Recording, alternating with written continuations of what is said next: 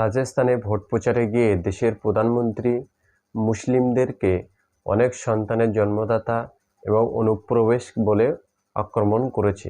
আসলে এটা নরেন্দ্র মোদীর বক্তব্য না, এটা হলো বিজেপির বক্তব্য এবং বিজেপিকে যারা প্রমোট করে অর্থাৎ বিজেপিকে যারা পরিচালনা করে সেই আরএসএসের বক্তব্য। কিন্তু নরেন্দ্র মোদীকে একবার ভেবে দেখা উচিত ছিল, মুসলিমরা যারা ভারতবর্ষে বসবাস করে তারা কিন্তু বাই চয়েস হিসাবে ভাষার ভিত্তিতে দেশ ভাগ হওয়ার পরে এখানে রয়ে গেছিল। যাই হোক, নরেন্দ্র মোদীর দল এবং আরএসএস এরা কিন্তু স্বাধীনতা বিরোধী ছিল এবং স্বাধীনতা পাওয়ার জন্য যখন দেশে লড়াই চলছিল এরা ব্রিটিশদের সঙ্গে কাঁধে কাঁধ মিলিয়ে দেশকে পরাধীন রাখার চেষ্টা করেছিল এবং ব্রিটিশদের থেকে মাইনে নিয়ে দেশের বিপ্লবীদের বিরোধিতা করতে থাকতো।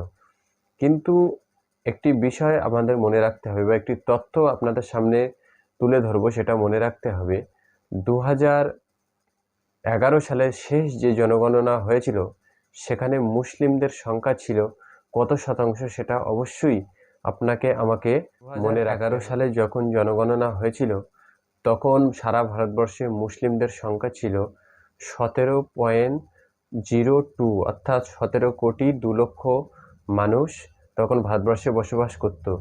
সেই সময়ের ভারতের যত জনসংখ্যা ছিল 121 কোটি জনসংখ্যা ছিল, তার মাত্র 14% মুসলিম ছিল ভারতবর্ষে। তারও কিছু 10 বছর পূর্বে অর্থাৎ 2001 সালে যখন ভারতবর্ষে জনগণনা হয়েছিল তখন ভারতবর্ষের জনসংখ্যা ছিল 102,80,00,000। আর এই সময়ে মুসলিম জনসংখ্যা ছিল 13.81 কোটি অর্থাৎ 13,81,00,000 মুসলিম জনসংখ্যা ছিল। সেটা ভারতবর্ষের সেই সময়ে জনসংখ্যার অনুপাতে ছিল মোট জনসংখ্যার 13.43% মানুষ ভারতবর্ষে বসবাস করত।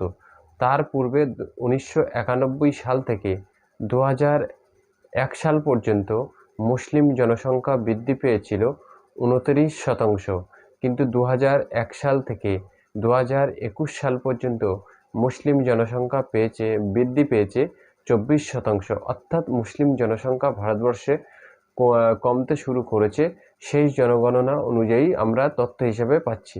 কিন্তু মূর্খ দেশের প্রধানমন্ত্রী মূর্খতার পরিচয় তিনি বারবার দিয়েছেন, সেই জন্য তিনি রাজস্থানে গিয়ে মুসলিমদেরকে অনুপ্রবেশকারী এবং অনেক সন্তান জন্মদাতা বলে বক্তব্য রেখেছে।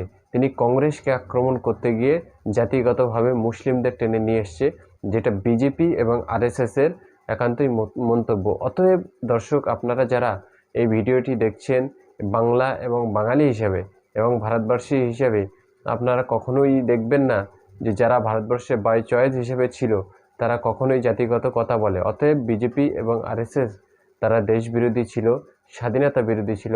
আজও এরা দেশের স্বাধীনতা বিরোধী এবং মুসলিম বিরোধী, যারা জাতিগত দাঙ্গা লাগাতে চায়, মন্দির মসজিদগত দাঙ্গা লাগাতে চায়, এরা কখনোই দেশের কল্যাণ চায় না। অতএব দর্শক, অবশ্যই আপনারা আপনাদের আগামীর পথ চলার জন্য আপনাদের অধিকারকে বুঝে নেবেন এবং আমার ভিডিও সম্পর্কে কোনো মন্তব্য থাকলে কমেন্ট বক্সে অবশ্যই জানাবেন।